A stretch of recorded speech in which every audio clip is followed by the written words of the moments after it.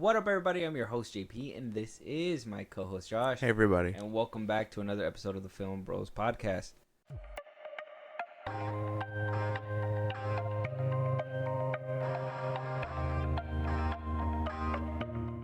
All right, Josh. So, we got a good movie to review. That's I right. think. Maybe, yeah, potentially. Yeah, depending on how you took it. Because, one thing about me, when I watch movies, I'm just like, man, sometimes movies be like extra artsy. Yeah. Right? And, some films, they do remind you of, like, if you were to watch it at, like, a festival or, in a crowd where, like, movies are appreciated in that way. Like, I feel like there's certain movies that would make a killing there, and they would just wow everybody. And then, sometimes they're too artsy to the point where they just go over people's heads, right? Yeah. We've seen it happen. I mean, I have a wife, you have a girlfriend. Yeah. I mean, it's happened to them. Sure. They're watching the movie, and they're just like, what's even happening? Yeah. And I'm just like, what do you mean what's happening? Like, this looks great. What are you talking like? Yeah.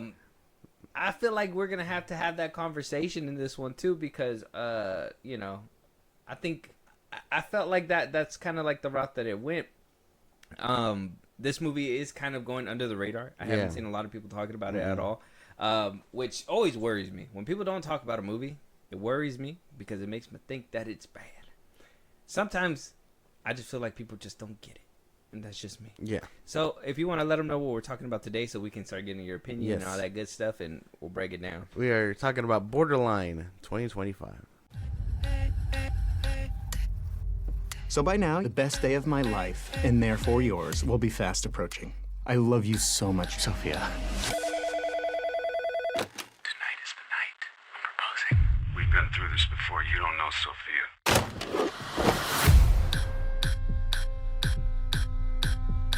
You're hilarious, Sophia. I'm ready to be yours forever. We're gonna be married? What, are you having second thoughts? Yes, Borderline 2025. Ray Nicholson, Samara Weaving, a pair that in my head can absolutely do no wrong. There's no with Ray Nicholson, I've said it before on multiple movies. I mean, he was in Novocaine. He also was in Smile 2.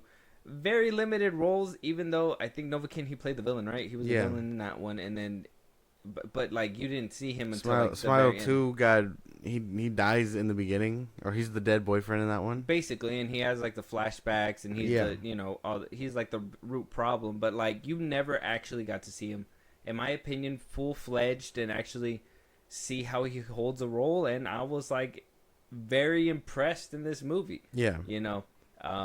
I like to just be like, man, if all Nepo babies had his talent, just like his father, we'd be somewhere else. We'd be in a better world. Yeah.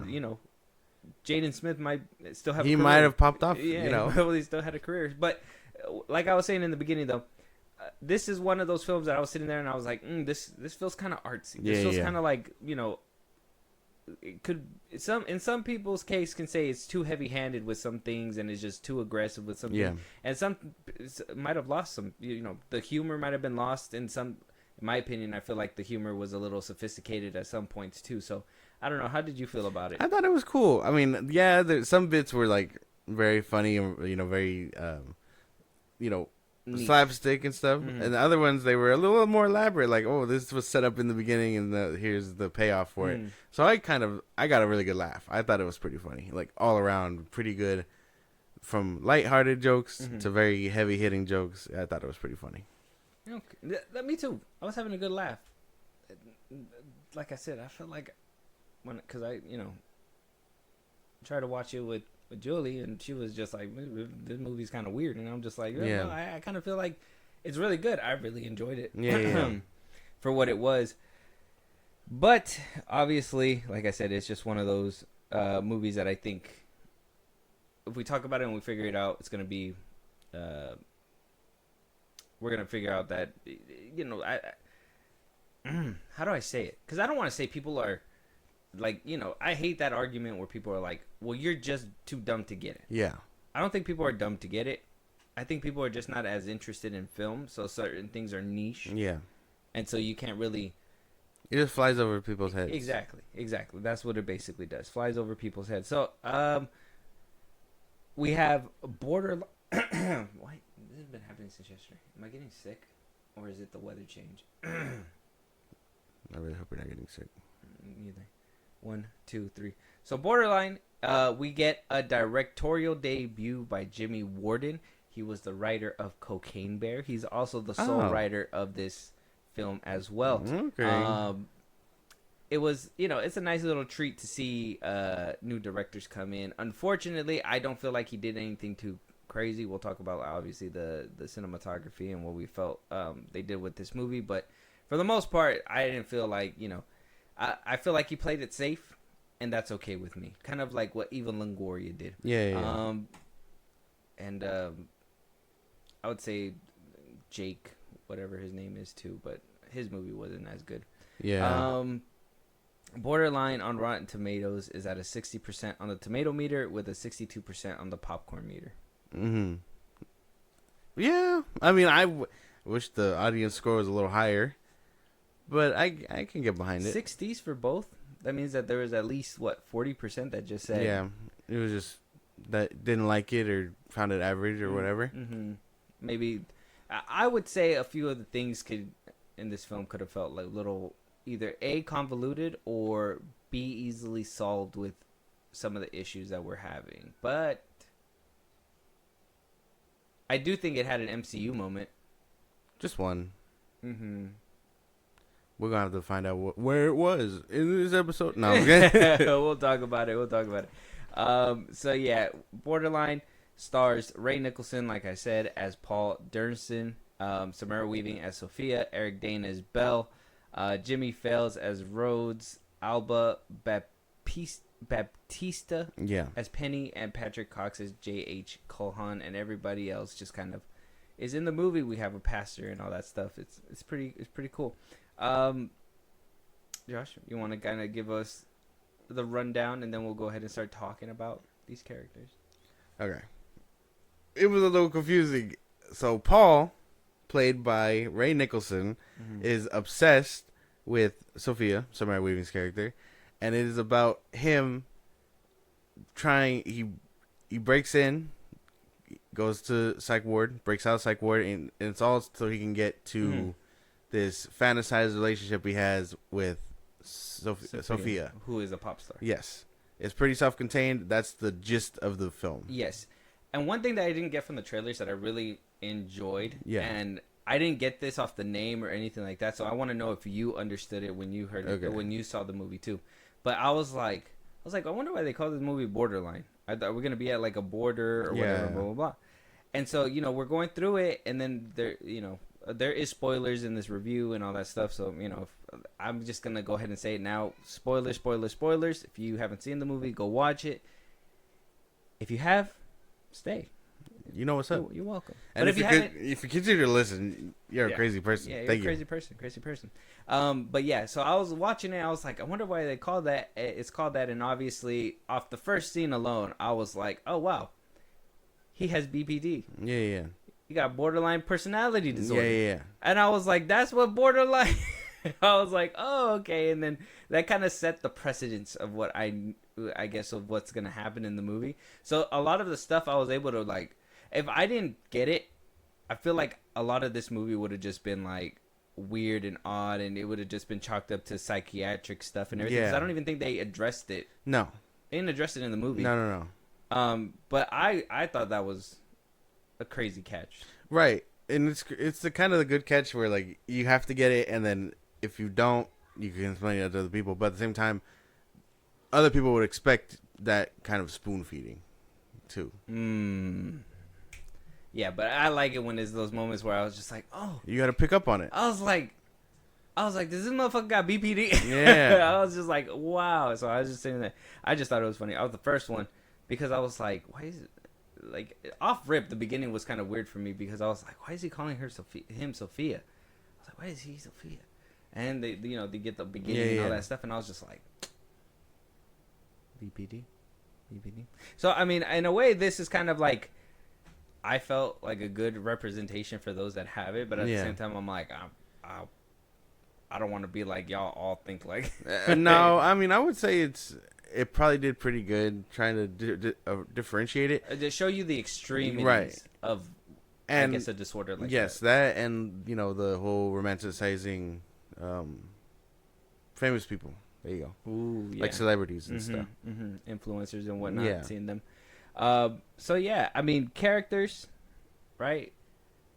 I enjoyed everybody. Everybody did good, but there was 2 that were top notch, and that was obviously the 2 that were on the poster, Right. and then the in the front and all that stuff was Ray Nicholson and Samara Weaving. Everybody else, they did what they got to do. They came in, they did their job, they got paid. But I always feel like Samara Weaving, like if you put her in, even in that small role that she was in Scream 6, like she sells, Yeah. she delivers, She she does does great. what she has to do. Ray Nicholson, I walked into this having no doubt and having high expectations, and he blew those away tenfold. I love Ray Nicholson. He's great. He does. I love great. his father, Jack Nicholson. Right. I think that, like I said, Nepo baby, top tier Nepo baby, 100% in my brain. I haven't seen another Nepo baby do the same. No. Like, not yet. So I was like, he's really good. She's really good. They sold the whole movie for me. I really liked the French girl, Penny. Oh yeah. I really liked the French girl, even though she did have that Alba- MCU moment. Alba Baptista. Yeah, even though she did have that MCU moment, I did like her as for the role that she was playing. Everybody did what they had. They worked with what they got. I will not sit here and say that the script was amazing. Like I said, there was a lot of things that I felt lacked with like kind of conveying the information and letting us kind of sit with certain things and all that. I felt like the delivery between Ray Nicholson and Samara Weaving, their interactions, like their moments together, they were great. Separate. Ray Nicholson's expressions and everything that he put in there too is just everything was really good when it came to them, to their aspect. Even like the things that I felt like came short with like their dialogue, I still enjoyed what they were delivering.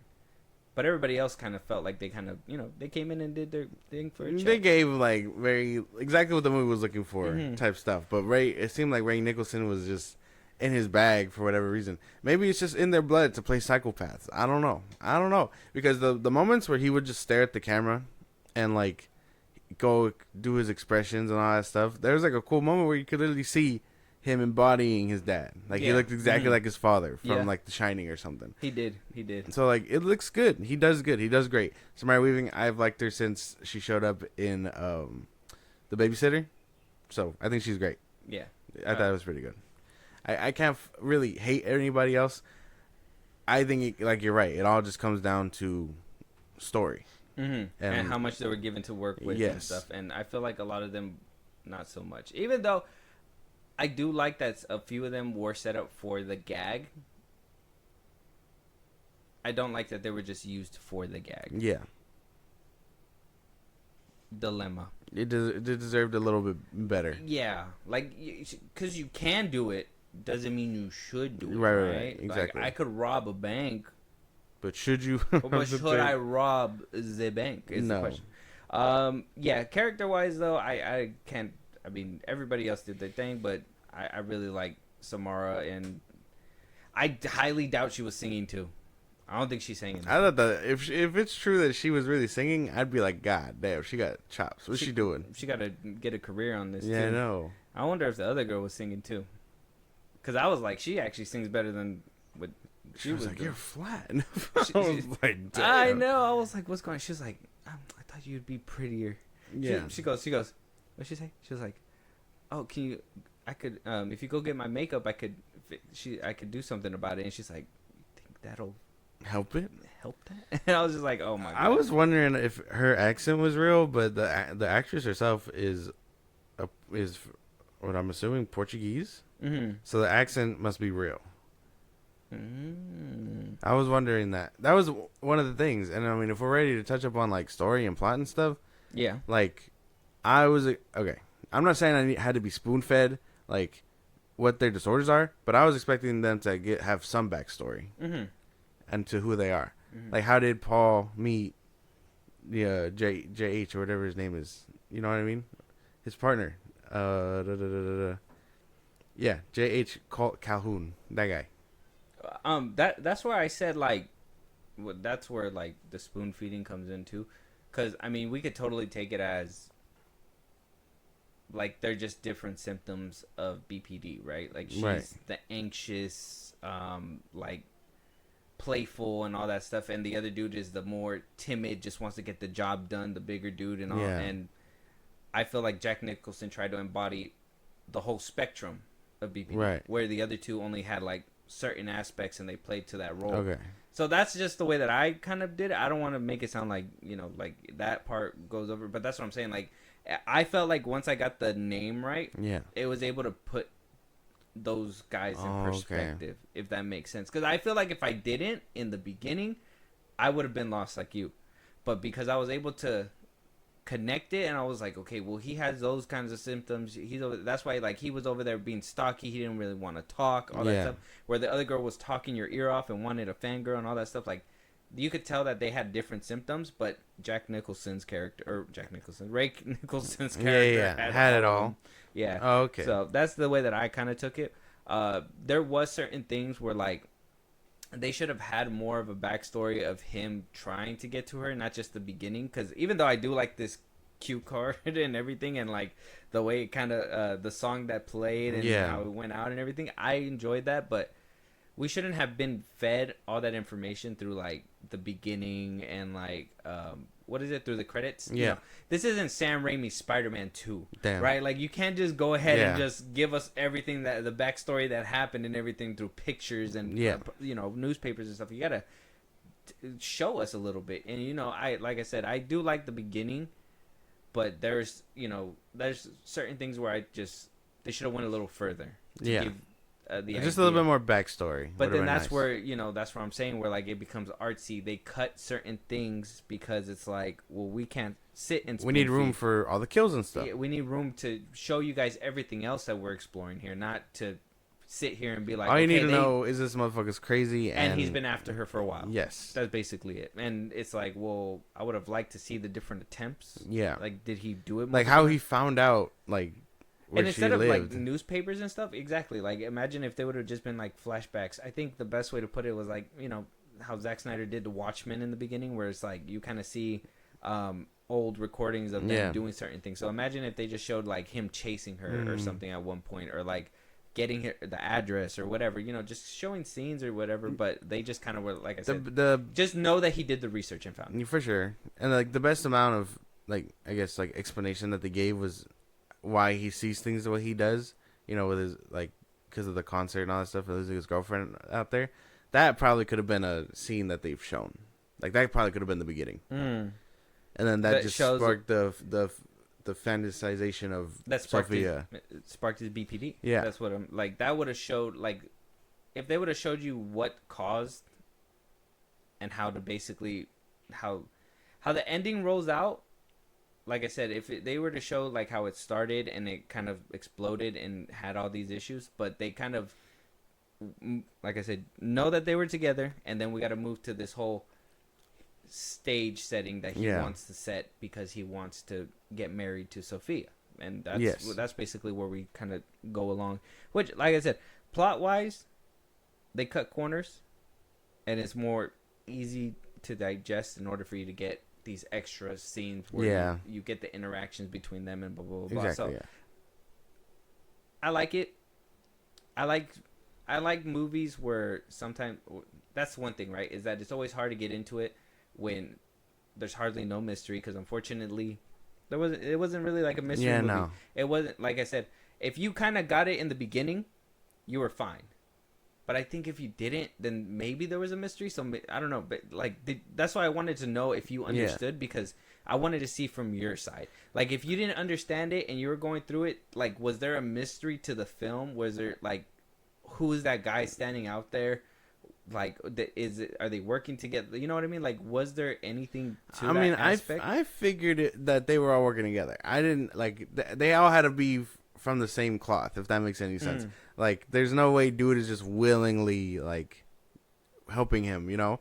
He probably sees that they were friends, and that he's helping him with a job Okay. and all that stuff. And so he was probably taking advantage of the big guy simply because he's dumb. He's a little dumb. Yeah. So while the other one was just following orders, the other what's her name?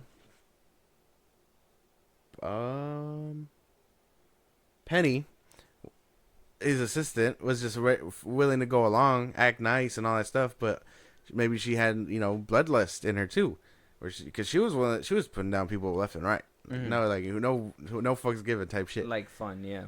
So that's probably why he became the mastermind. Did it take me a while to get it because I wasn't understanding. I was like, wait, how's he gonna act all fine and dandy right here and then turn around and act all crazy and stuff? And I'm like, okay, maybe you're right about that part. Okay. Yeah, because there was that, and I was like, one thing that got me too was when he would like, and this is where I thought it was like kind of like plot padding, script or whatever, is when he would like see other people as Sophia, and it wasn't Sophia. Yeah. And I was just like, is that just like plot armor for the movie too, or is that like, because it seemed like convenient, right? Because even if there was that one scene where they were like, she was actually in the room with the person he was mistaking, and it was like, it wasn't the real person. This is the real person. So I was like, I understand. That was the one thing I wasn't grasping either. Mm-hmm. I mean, maybe it's just his brain like romanticizing like the idea. That's the thing. He just likes the idea of her. He doesn't really know her. Yeah.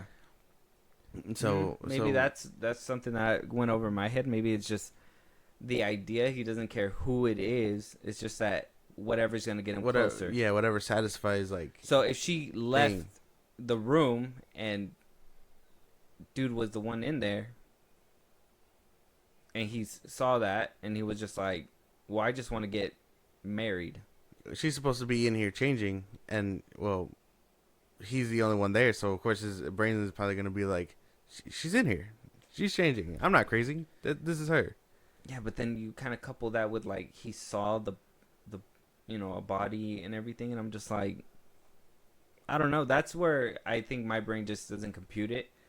That's where I think like some of the it kind of lacks, and where like the movie starts to lean into the disability to be like I said, to be plot armor, to basically get you through. There was quite a bit of that stuff, because even when dude was walking around, he's taller than the truck of the bed of the truck. So I was like, how you not see a dead cop in there? How you not see a body? Yeah, that too. That's when I was like, yeah, that didn't make any sense either. So there was a few things that kind of just felt like it was overlooked for the sake of everything else. Mm-hmm. You're like, people are gonna get this, but we gotta address that, and it's like, well, I don't think we can do that. We don't have time for that. That was the one thing too. Maybe the runtime could have an hour and a half was not enough time. Yeah, it kind of felt fast, like everything was kind of going through. Even though I enjoyed some of the things. The beginning sets up everything, and then like after that, they spend probably another 20 minutes or so not getting an interaction between Paul and Sophia. Mm-hmm. So it's like, well, when is that gonna happen? And then it happens, and you're like, okay, this is cool. And then now they start like, going back at each other. Like I said, and stuff. I wanted to, like I said, I did praise that. I liked when they had their scenes together. It's just not as often as you were hoping it to be in this film. Yeah. Unfortunately, she, that's one thing that I feel like kind of drags down. Even though I did like the scene with her and Penny, like I like that scene. Yeah. But I didn't like the scene with Penny and the cop, and then how we got to that scene, and you know what I mean? Like that to me is inconsistent, and that's what ruins some of the movie for me too. And like, why did we need that scene of the two going out and dancing when that could have probably been filled up with something else? I don't know. That's a question that I had asked too, and I was just like, oh man, that's where I was like, man, artsy. I was like, maybe that scene people would have understood if I was around in a crowd with other people that understood it. I would have been able to figure it out a little bit more. But because I was just sitting there and I was like, some things I was getting. Yeah. Maybe I was looking a little too hard, and maybe that's one of the things that went over my head too. But I didn't see a point for it. I was looking for the point, and I was just like, well, this just doesn't have a point. So I was like, whatever. Yeah, plot wise, I mean, it was fairly simple. because we kind of seen it before, but at the same time, you know, if you're gonna keep us in a simple venue, the plot got to be a little bit stronger than just fantasy. I want to be with this person. Yeah, or it whatever. didn't hit too much because again, the stalker and the stalkee didn't really get much time together. He handed it off to Penny, and the first thing she tried to do was kill her. Yeah, and even in the beginning, we didn't see an interaction with them. He kind of just goes past the security, and then goes inside, and then it's the opening title card, and then next thing you know, we move on to the next. And they thing. never explained why he called the police on himself. He just did it. They never explained that. That's what I'm saying. That's where I was like, well, borderline personality disorder is kind of like, you know, you're gonna do wrong, so you kind of try to prevent it, but at the same time, you're rooting for the wrong to happen. Your brain is just working it's weird. frazzled. So I mean, there's some things that I can chalk up to what they were trying to do with the movie, but then sometimes I was like, you can't do that, man. You can't just use it as plot armor now. Yeah. You can't be like, you're gonna give us a real scenario and then plot armor the shit out of it the next time. It's just, for me, that just doesn't fly all the time. Cinematography, camera work, I liked it. It was good, but there was nothing flair. There wasn't nothing really special. I don't know. Well, yeah, no, but I think the way they transitioned into scenes sometimes was Transition. But then I didn't like the ugly flip. The ugly camera flip. great. Yeah. Really? I thought it was cool at first, but then when we got to like the scene with Penny and Samara, and they whooshed it and it went to the street and stuff, I thought that looked ugly. Like there were some times where it was good, and that's where I was like, man, he was probably like feeling himself when he did that shit. He was like, as much as I was questioning the scene, I like the part where it shows them walking into the club, it fades to black, and then it cuts to her in the front lighting the light. I was like, that's pretty solid. Yeah. Or the other scene where literally the whole sequence where he's like, what happened to the cop? And then it's like, oh, a minute passed or a minute ago, literally. Oh, yeah, I like that. I like that whole scene because it follows the cop dance, checks his bike, the guy kills him, he drags the body off, and then he pulls up, goes inside, and then it's like, now back to the present, and it's them walking out. Genius. That was cool. That was chef's kiss. I can't even be mad about that one. That's what I'm saying. Cool ideas, but I mean, nothing really crazy with the camera work. Yeah, no. It would have been different Genius. if like maybe like he would have used that little camera flip to have like flipped up and then followed the family down or something. Like it would have been different, but like he just kind of, that's what I'm saying. The idea was cool, but then when he tried to transition, like I said, the flippy thing and going down and going up and then moving to the next, I was just like, that's pretty fun, but you're not really nothing too crazy. Like I said, he was feeling himself, but it was cool. I really enjoy that he was feeling himself, and you felt that he was feeling. Yeah. Good on you, James. Good on you. And yeah, man, I think that's it. Fight scenes. I mean, I guess the kill scenes they were pretty cool. I felt like there was a couple of missed opportunities, but then there wasn't a lot of kills in this movie either. Too. I think like 2 people bite the dust. 2, yeah. Everyone else makes it. Yeah. No, 3, right? The security guard, the Patty, whatever her name was, and then the big guy. 3. There was 3 kills. The one that was watching the gate, he died, and then the girl gets lit on fire, and JH gets his throat slit. Spoilers. Oh yeah. Yes. That was the only problem with that. I only had a problem with JH because of the CGI blood that came out of him, but other than that, it was cool. That was funny. How like the daughter was like, "What the fuck?" That was. Cool. I thought it was pretty good. But yeah, other than that, the pretty simple movie. Simple stuff. I just enjoyed some of the work that was put into it. I think you could tell that this was a passion project through and through, and I really enjoyed it. Yeah, you could tell he had fun. I think these two should work together again. I honestly think Ray Nicholson needs either a better team to get him into the door, or he just has to, I mean, he's on the right path, but he has to be in more stuff. That's the thing. Yeah, he's been kind of splashing down since what, a year and a half ago? Yeah, a year ago. I think maybe Smile 2 just maybe left a stain simply because he was in it, but he wasn't in it. You know, that's the one where I felt like, man, I wanted to see his chops in that one, and they just kind of. It just didn't happen. No. But I really enjoyed this one. Like, with ratings, we're ready for ratings. Yeah. Is 1 through 10, 1 being the worst, 10 being the best, 5 being in the middle. I'm gonna go first. I personally enjoyed this film. I think it was good. Do I think that it kind of had some shortcomings? Yes. When it came to the story and the padding, and there were certain things that I felt like we could have avoided and moved a different direction. Yeah. And that's okay. That's okay. I give it like a 6.5. I thought it was good. Yeah. I thought it was pretty good. I'd come back to watch it again for Samara Weaving and Ray Nicholson's performance. I just wish there was more scenes of them together. That's Because even in the trailer, I remember we watched the trailer and like they were selling us on both of them, but like I said, their interaction just doesn't happen So limited. a lot. So limited. Like the whole scene where he's like, oh, Sophia, that's 7 years of bad luck. Like, Yeah. like we needed more of that. Yeah. Instead of, he just smashed her fucking head into the door and everything like that. Yeah. Smashed the head in the door, and then that was the end of it. They just basically went about their day after that, and I was just like, that's not. It would have just been a little bit better. What do you give it as a rating?